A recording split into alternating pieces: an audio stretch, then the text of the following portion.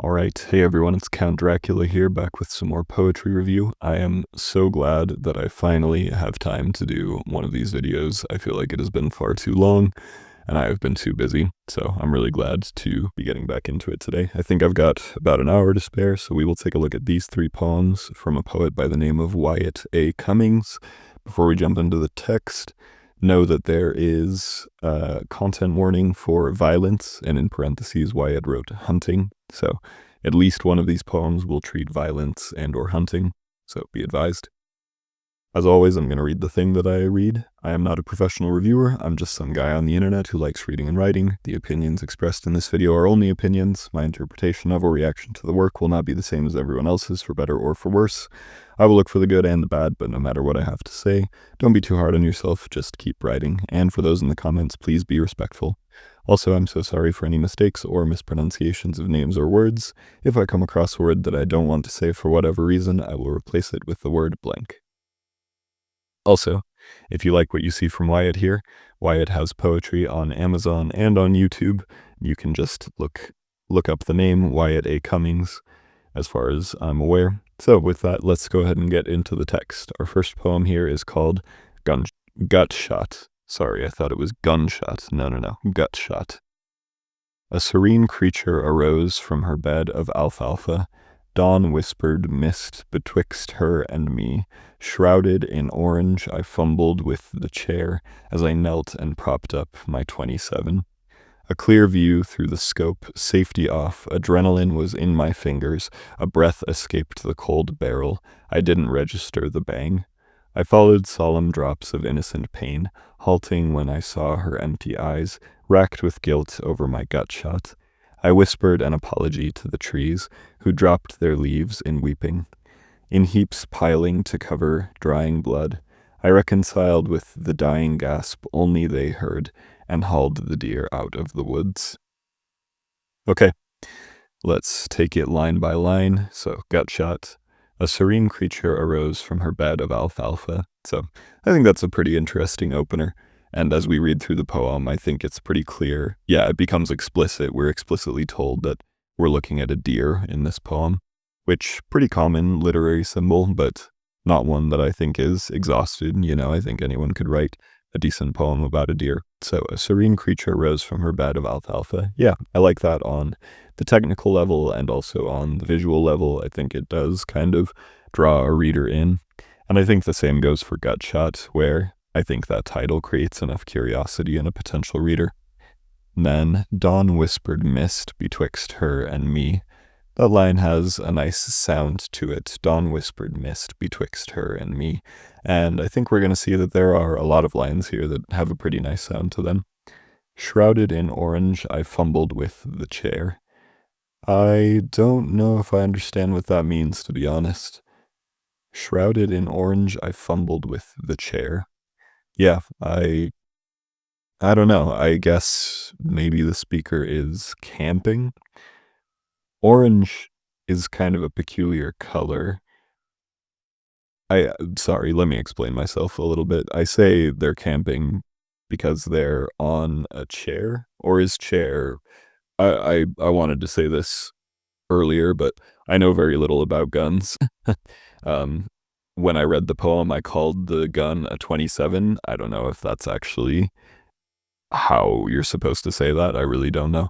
And so, I don't know, maybe the chair is part of a gun. I have no idea.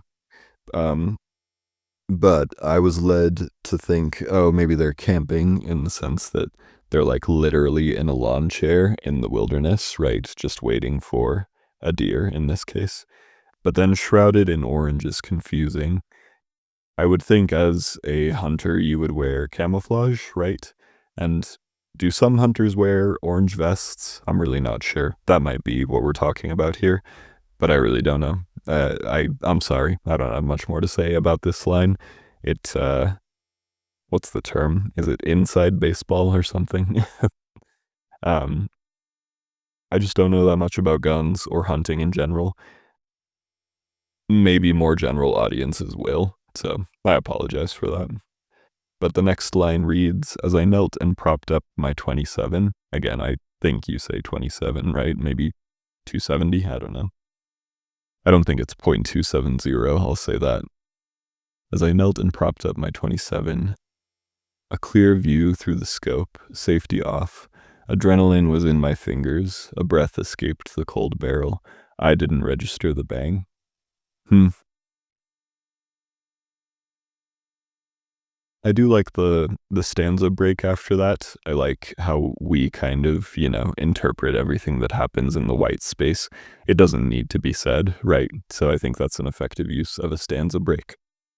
Otherwise, the language here, as I knelt and propped up my 27, a clear view through the scope, safety off. Adrenaline was in my fingers. That's a pretty good line. Adrenaline was in my fingers. A breath escaped the cold barrel. I didn't register the bang. That's a pretty good line too. A breath escaped the cold barrel, personifying the gun like that. I think part of me just wants maybe a tiny bit more showing in these lines. Just one more indication, I think, of what the speaker is going through, basically. Because we will come to find that the speaker feels remorse, right? But what exactly are they feeling in this instance besides maybe like excitement or fear? Because that's what adrenaline could mean, right? It could mean either of those things. So I like adrenaline was in my fingers, and I think maybe just one more line akin to that will help us understand what's going on with the speaker in this instance. I hope that makes sense. I followed solemn drops of innocent pain, halting when I saw her empty eyes. So, I will say, I feel like innocent is a word I see in poetry just a lot in general. And obviously, like any word, you can use it to great effect. But I don't know. I don't know if this is totally doing it for me. I followed solemn drops of innocent pain, halting when I saw her empty eyes. Racked with guilt over my gut shot, I whispered an apology to the trees. So I think we get the sense of guilt without the speaker having to outright say it. So this, again, would be a moment where you could show instead, right? What exactly is the speaker doing with their body, or what physical reaction are they having that shows us their guilt, rather than them simply saying, racked with guilt, right? I think that would be a more interesting way to convey what the speaker is feeling here. So, racked with guilt over my gut shot, I whispered an apology to the trees, who dropped their leaves in weeping, in heaps piling to cover drying blood. So I really like the sounds of those lines, the E sound that's kind of turned into some subtle rhyme. I think that really works, right? I whispered an apology to the trees, who dropped their leaves in weeping, in heaps piling to cover drying blood. So yeah, that just has a great flow to it. I hope you can hear that as I read it. Now, as for the content of the lines, I think I like who dropped their leaves in weeping, in heaps piling to cover the drying blood. That's a really interesting visual in the sense that, like, for one thing, it personifies the trees, right? They're weeping, and it sounds like they are electing to drop their leaves, right? To cover this crime scene, basically. And in my mind, it kind of creates this visual of, like, just a bunch of leaves, like the word heaps, right? Heaps of leaves all falling immediately from the trees unnaturally, right? And so I kind of like that unnaturalness. And I almost wish the poem would lean more into visuals like that. Like, I think it could be really interesting if nature had a very violent reaction to this affront, right? I say that because I feel like I've read a lot of poems about, killing innocent animals or just, I don't know, just killing innocent things in general. There's a reason. There's a reason that we write a lot of poetry like that. It makes total sense. It's totally fine as subject matter. And so I guess my question is, what separates this poem from other poems that are like it? And that's one route you could take, would be to just go crazy with the natural world's response to this crime, right? And so with that, the last two lines read, I reconciled with the dying gasp only they heard, and hauled the deer out of the woods. And I guess part of my, I don't know, part of my overall thoughts on this poem is why this affected the speaker so much, because weren't they there to go hunting in the first place, right? So I feel like there is a bit of a disconnect between where the speaker ends up and where they started, Because in my mind, I'm thinking, okay, they're a hunter. They've done this before, haven't they? So why is this time any different? Or do they feel this way every time? If that's the case, then maybe there should be an indication of that. I don't know. I hope you can understand my confusion there, though. How did we get from point A to point B, right? If they do this all the time. Yeah, that's my main question. I hope that's plain enough. So, like I said, as a premise, this is great. And the sound here, very, very good. I like the sound of a lot of these lines. But I would just tweak kind of the journey that the character goes on. And then, like I said, maybe you can make it even more fantastical if you want to. Just something to separate it from other poems that are similar to it. So, with that, let's move on to our second piece. This one is called Jarred Stars. Jarred stars shine in my back seat, a fragile crib and a jar moonroof, sealed, stealing each other for their brisk air. They cry out, afraid of the dark. I daren't touch their apparent beauty, the innocent facade of these captured jewels. I sneak a peek and, for a brief moment, see the bliss and beauty of starlight, the unadulterated pause of the first moment. I fear I hear those stark words resonate, let there be light. The serenity shatters. I duck behind my seat back. The sound explodes as I'm suddenly there, beholding a star, a vicious rippling stare, the screaming inferno, a nuclear cacophony, atoms smashing into each other, fusing and burning, pulling me in. I plummet towards this blaze. I cannot avert my gaze. My greedy ceiling of lids over glass fades as I learn my lesson. Baked by beauty, I'm beholden to God. I wish, I pray, to once more clutch grass in a blinding white world. Eons pass as I become a part of the cycle, the agonizing death of this molten body. I digest light and breathe heat, punished by this work incomplete. Surely this can't be heaven, for these aren't emeralds or amethysts. There is no revelation here, no glittering mist. Stars, not heaven, will leave me bitter. Stars, not heaven, will wither. After a time the star implodes, my prison ceases, a supernova pays bail. The wick of my soul, shortened and frail, curls up in a fetal final move. I make no attempt to highlight. Light years worth of gravity is my tether. Eons pass again as I slowly float back home. For my last neurons are in neutral, it is futile to fight this idle plight. I wake as I lively set down on a familiar plain. The green has soaked the earth overgrown. My car remains, a husk of a home. Evaporated gas and shattered glass dissuade me from starting anything. The sky is an empty expanse. The beauty is here, always was. It's me, isn't it? Where the starlight begins, my smile, my eyes. I daren't despise them. I cry. My visage becomes the universe, glowing freckles and galactic birthmarks. I grind my teeth under this burden. But do not flee, for God, dissatisfied with mere stars, made me.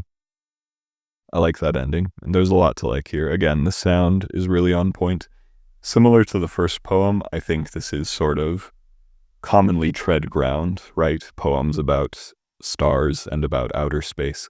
But again, like hunting or like killing an innocent animal, it's not like you can't write a poem about this either, right?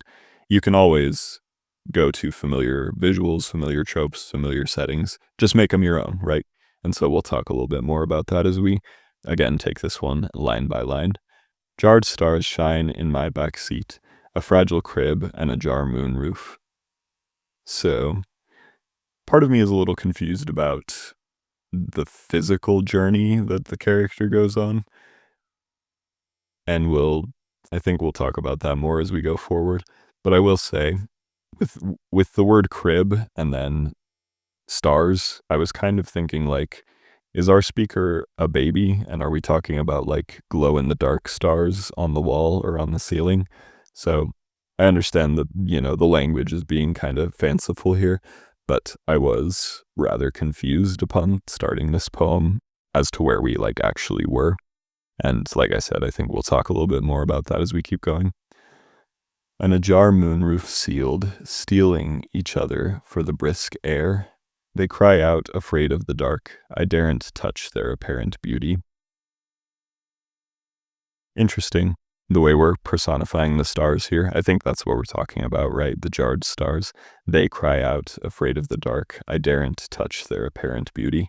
The word daren't is weird, but I think it works here because, it kind of has that rhyme with apparent, and I like that. I daren't touch their apparent beauty. But then later we see that word again towards the end. Where was it?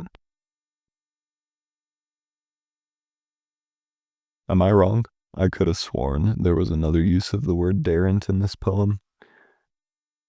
I'll keep my eyes peeled for it, but if there is a second use of that word, that's kind of my problem, is like it's a weird and unique word and one that we obviously don't really use in the common vernacular.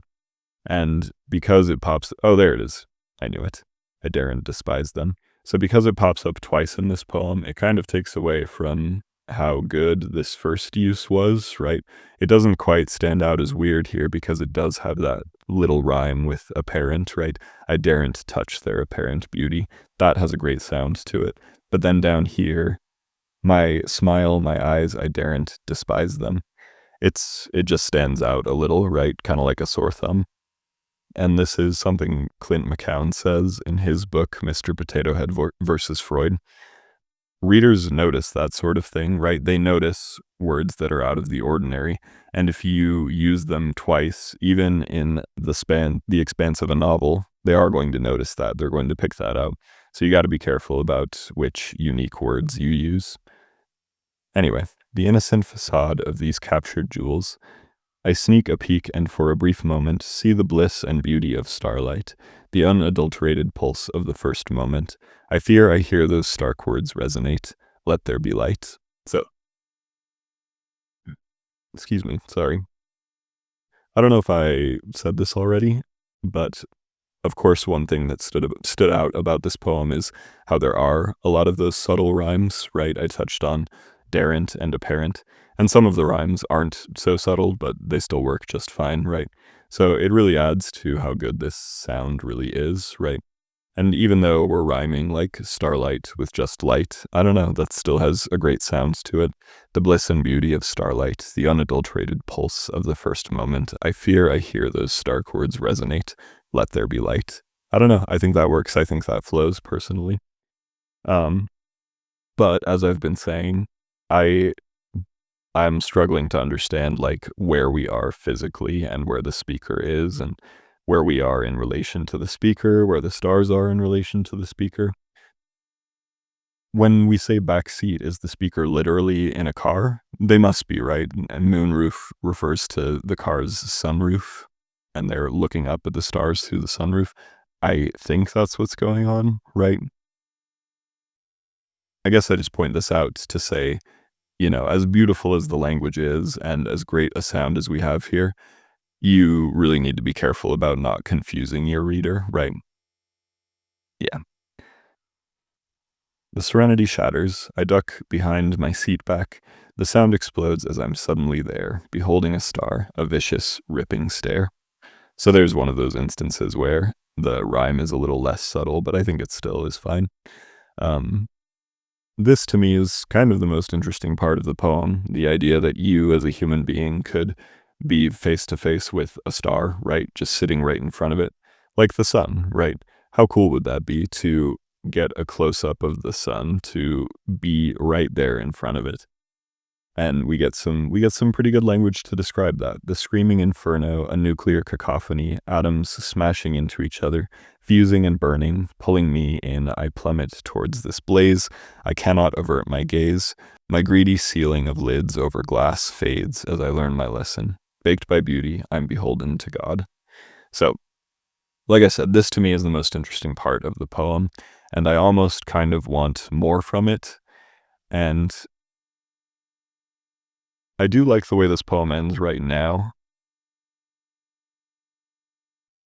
What am I trying to say exactly? That I feel that perhaps this is too early for the speaker to reach a conclusion, and we're going to reach another but a similar conclusion at the end, right? And so, personally, I don't think the speaker should learn a lesson at this point, at this juncture. Yeah, I hope that makes sense.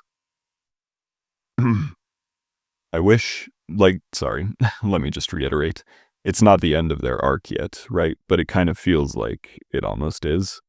And even though I don't quite follow how the speaker reached this conclusion, it's like, oh, okay, so they learned a lesson. So why is there still three more stanzas, right? Or maybe two more. I'm not sure if this is a stanza break right here. I wish, I pray, to once more clutch grass in a blinding white world. Eons pass as I become part of the cycle, the agonizing death of this molten body. I digest light and breathe heat, punished by this work incomplete. Surely this can't be heaven, for these aren't emeralds or amethysts. There is no revelation here, no glittering mist. Stars, not heaven, will leave me bitter. Stars, not heaven, will wither. Hmm. Again, I don't know. I'm just not quite following. Um,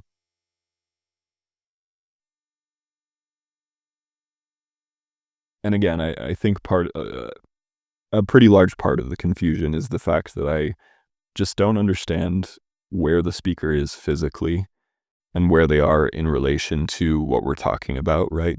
So I digest light and breathe heat, punished by this work incomplete. Surely this can't be heaven. So are we talking about just life on Earth? Because I digest light and breathe heat, that makes it sound like they're still in front of the star. But are they? My greedy ceiling of lids over glass fades as I learn my lesson.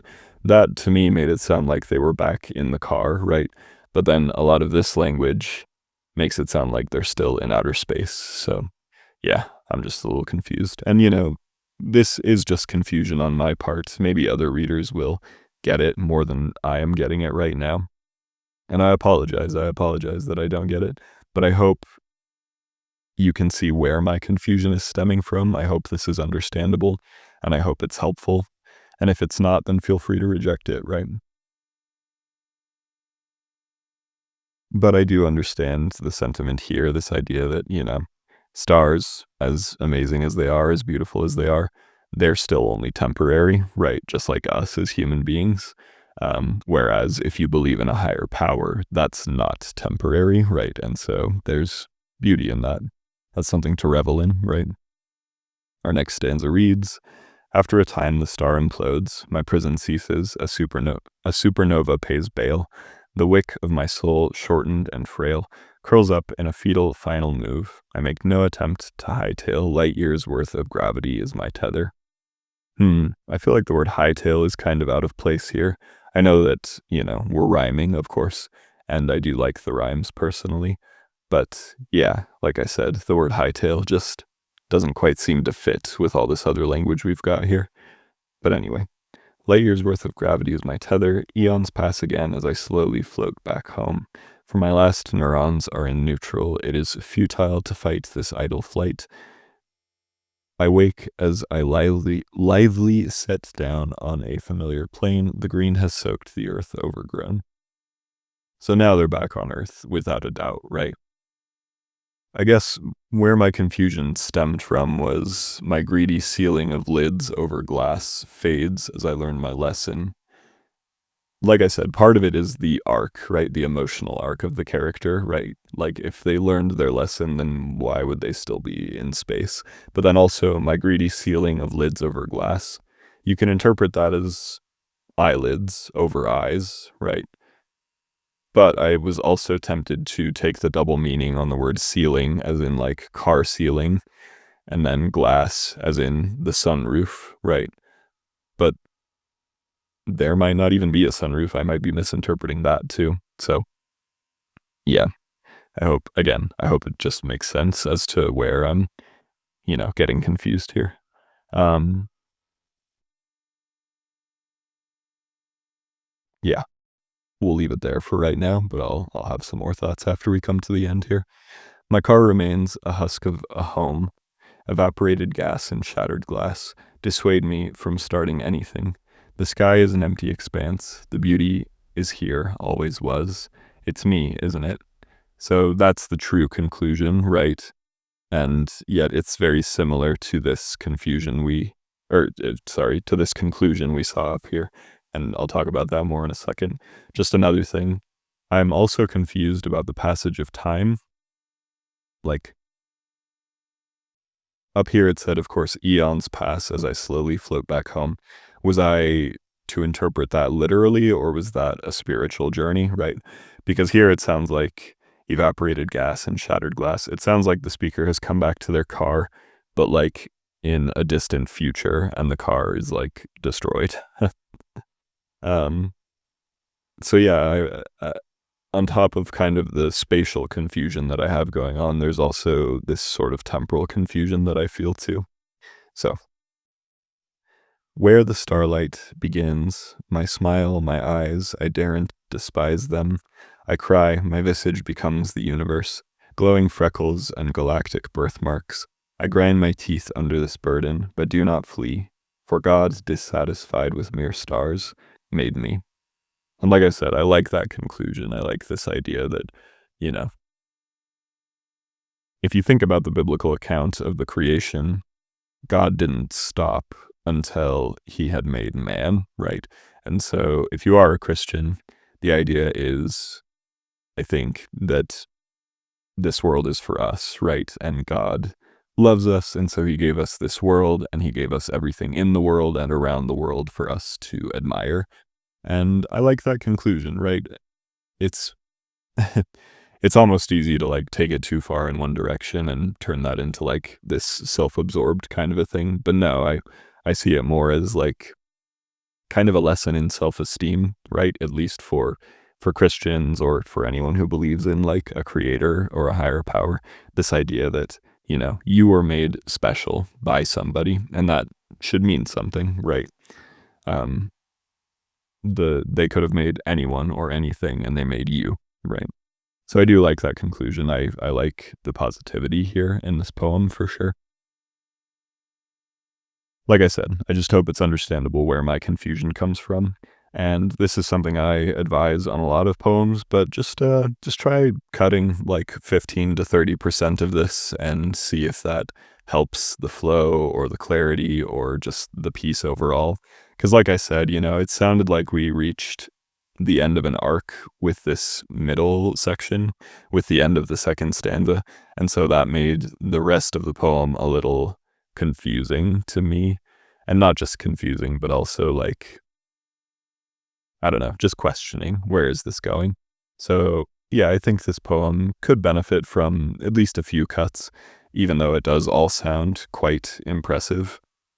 I think you don't want to sacrifice clarity or story in this case, character arc. You don't want to sacrifice any of those things for beauty, for the beauty of the writing, right? And if you've watched my videos for a long time, that will make sense, me saying that anyway, because I'm a big proponent of clarity, right? Even in poetry. Yeah. So ultimately, of course, it's your poem, Wyatt. You can do whatever you want with it. If you think it's great as is, then, you know, roll the dice with it. But I hope anything that I said here was helpful and made sense. Let's get into this last poem. I've still got at least a few minutes left, so yeah, we'll go through this as quickly as we can. Conquering interstellar travel. For a fleeting moment, when I dance, I stop the center of everything. As the universe spins around me, inertia pushes everyone away. The Milky Way twirls and executes a je battu in time with my beating heart, accelerando. Her accretion skirt smooths, exposing her leg tattoos, constellation traced by purple and orange glissandos. Reaching a fever pitch, the dancer grows inky, ripping a hole in her dress, black and greedy, pulling everything back to me, as gravity conducts my vein symphony. Excuse me. Conceited and dizzy, I realize I am movement. My centrism fizzles and reality slams my legs down. I kneel amongst a whirlpool of shrugging off help, removing delusions and downward spirals to make space. Unfit for a retardando, I gather my stars back, smitten by their warmth and light. I conquer interstellar travel with one realization: I am loved. Okay, kind of a similar conclusion to our last poem, a little bit. The conceit of this one I like a lot. This idea of dancing with the Milky Way, right? Personifying the Milky Way and dancing with her, if I'm understanding that correctly. I think that's a great setup. Now let's take it piece by piece. So, conquering interstellar travel.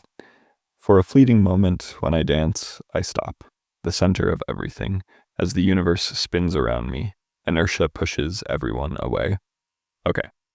Now, I'm not saying there isn't anything of value in this stanza, but I do wonder, would this poem be better if we just started here with this stanza? The Milky Way twirls and executes a jeté battu. I don't know how you pronounce that, I'm very sorry. I don't even know what that is, to be honest. A dance move, I presume. But the Milky Way twirls and executes a jeté battu. In time with my beating heart, accelerando. Yeah, like I'm saying, if this was where the poem started, do we actually lose anything, right? Like I said, I'm not saying this stanza doesn't have anything of worth here. It absolutely does. And yet I feel like it is kind of just keeping us from reaching the good bit, right? I think this poem would open stronger from this stanza. And then maybe you could rework some of this into later points in the poem, maybe. Or you work it into a different poem entirely.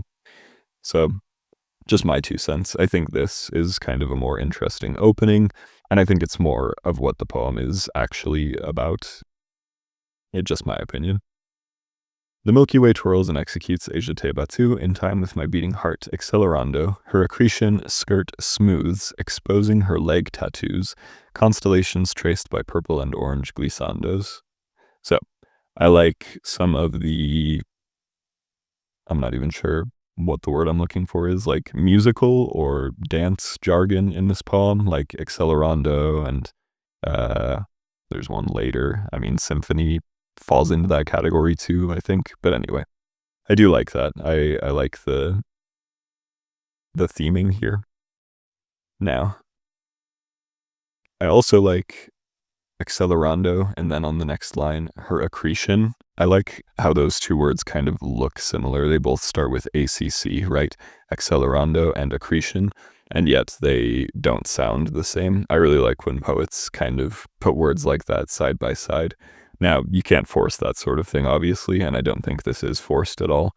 I just think, I don't know, it's like, you know, the auditory component of a poem is very important, the way it sounds, but then also the way a poem looks is pretty neat too, right?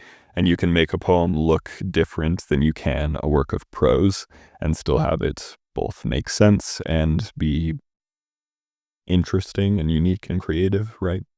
So that's just one of the things that separates poetry from prose. And so anyway, that was a tangent. All I mean to say is I like the word choice here. Her accretion skirt smooths, exposing her leg tattoos, constellations traced by purple and orange glissandos. So like I said, this is kind of the most interesting part of the poem, and as such, it's kind of where I think the poem should start. And I almost wonder if we could do more personification with the Milky Way. I really like this idea of making the constellations tattoos on the Milky Way's legs. I like that a lot, and I wonder if we can do even more with that visual, right?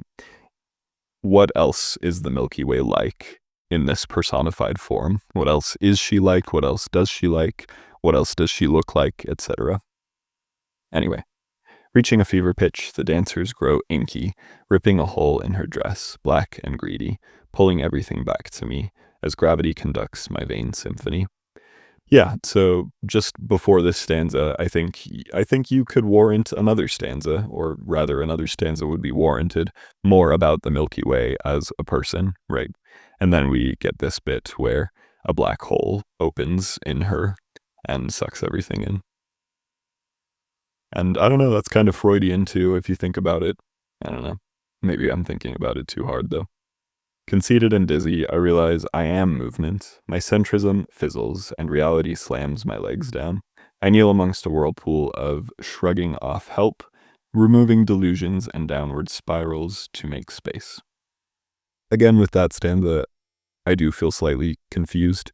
I find it just a touch hard to follow, and I realize I am movement. I don't know. I'm not sure I get where that conclusion comes from either. That being said, again, the sound is on point. Conceited and dizzy, I realize I am movement. My centrism fizzles. Really great assonance there with the Z sound, right?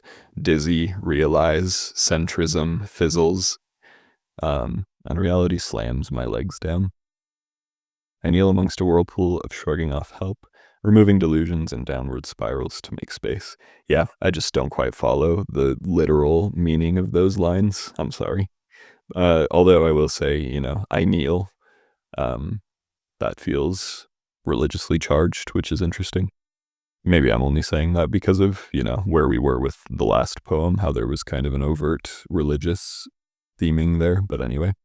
Our last stanza reads, "Unfit for a retardando, I gather my stars back, smitten by their warmth and light." So real quick, if I remember music theory correctly, retardando is the opposite of accelerando, is that right? Um, so our speaker is saying unfit for slowing down, right? I gather my stars back, smitten by their warmth and light. I conquer interstellar travel with one realization. I am loved. I like that that's the conclusion, but again, I'm not quite sure how we reached that conclusion, and that's where another stanza about the Milky Way could also come in handy, right? Helping us understand kind of our importance in this big, beautiful cosmos, right? Where the inclination would be to think we're so small, we don't matter on a cosmic scale at all, right? That's kind of the horror of cosmic horror. And so, how does our speaker reach the opposite conclusion? I'm also a little confused, again, spatially, because we had a black hole here, but then after the black hole, I don't really know how we got back to this point, I guess, or I don't know. I think I'm just misunderstanding where the speaker ended up and how and why. Yeah. So, again, the sound is on point, the language quite beautiful, but we can't focus too much on those things at the expense of the reader's understanding. And again, it might just be my limited understanding personally. There might be other readers who read this and totally get it. But for me, I just felt a little lost at some junctures. So I really love what you're trying to do with all of these, Wyatt. Like, for real. I like the concepts in all of these a ton. I would just kind of think about, character arcs, because a lot of these are narrative poems, and think about, how do characters get from point A to point B, both physically and mentally, and how do those two things overlap, right? The physical journey and the mental journey. I'm sure you're already thinking about that. I can see that already in these poems, right? So just keep on with that, man. These are great, for real, for real. Like I said, the sound, super on point. So yeah, just tweak a little bit, do some cutting on this longer one especially, and see where else you might be able to make cuts or otherwise add clarity. But Wyatt, thanks so much for submitting these. Again, if you want more from Wyatt, be sure to look him up on Amazon and YouTube.